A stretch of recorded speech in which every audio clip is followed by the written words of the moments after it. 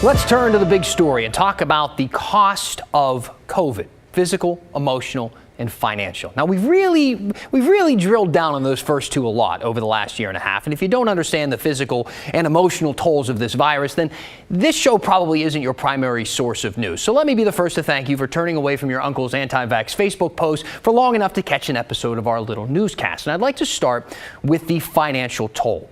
Because the only thing scarier than being dead in America is being broke in America. I'm kidding, but COVID can do both. And we talk a whole lot more about the being dead part than the being broke part. I got this email from a viewer last week. They asked, when an individual gets hospitalized with COVID, how much is their personal medical cost? Maybe if you show that there is some personal financial incentive to getting vaccinated and not getting hospitalized, it will prompt some to get the shot. Now, it probably will not surprise you that there is no simple equation here or answer to this question. I mean, consider the variables just off the top of your head. I mean, are you insured for one? You are? Okay. What type of insurance? Is it through an employer or is it through a government system like Medicare? What's your deductible? Is it a big deductible, a little one?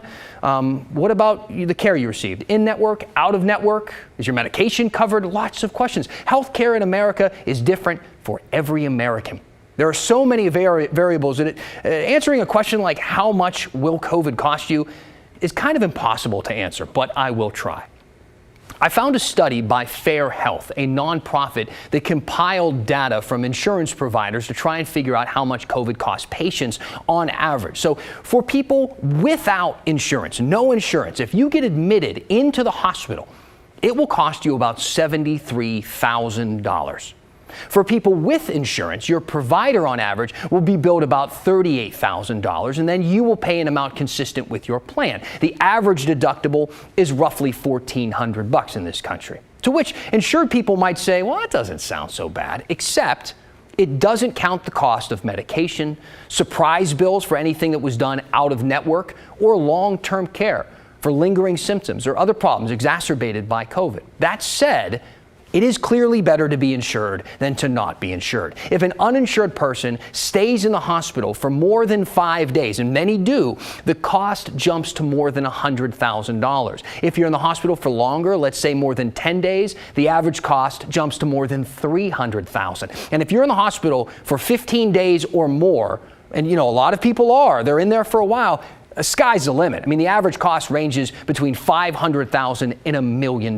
So at $1 million, if you can afford a payment of, let's say, $1,000 a month, you should have that puppy paid off in about 83 years with a no-interest loan.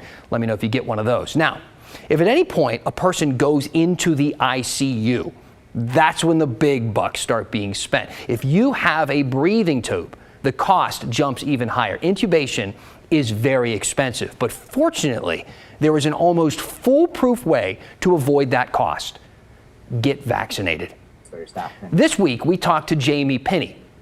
He's a COVID ICU nurse at OHSU, where he's worked for the last 10 years. And right now, the ICU there is spilling over with COVID patients.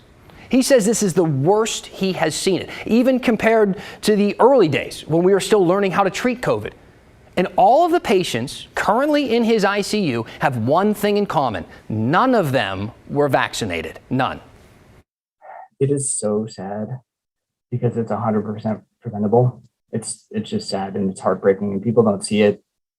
But, and the other thing about this particular wave is that the Delta variant goes after younger people. And so we're seeing way younger patients, some with no pre-existing conditions. And so knowing that it's preventable and it's, attacking younger people and making, if it's not killing them, it's actually, creating long-term disability in people that were otherwise healthy.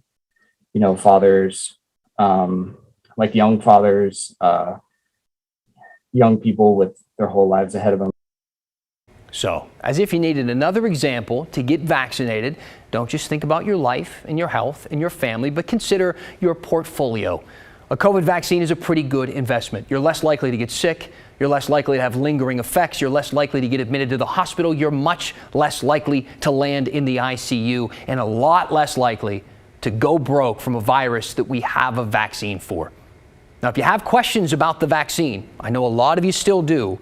If you want us to consider something, maybe in this topic, or to read up on something you don't think we are. Maybe it's even something you saw on Facebook or Instagram that you think we should be considering. Please send it our way. I know a lot of people who don't have the vaccine think that we don't take those claims seriously, but we do. And when they're not true, we debunk them because we want you to make informed decisions about your health.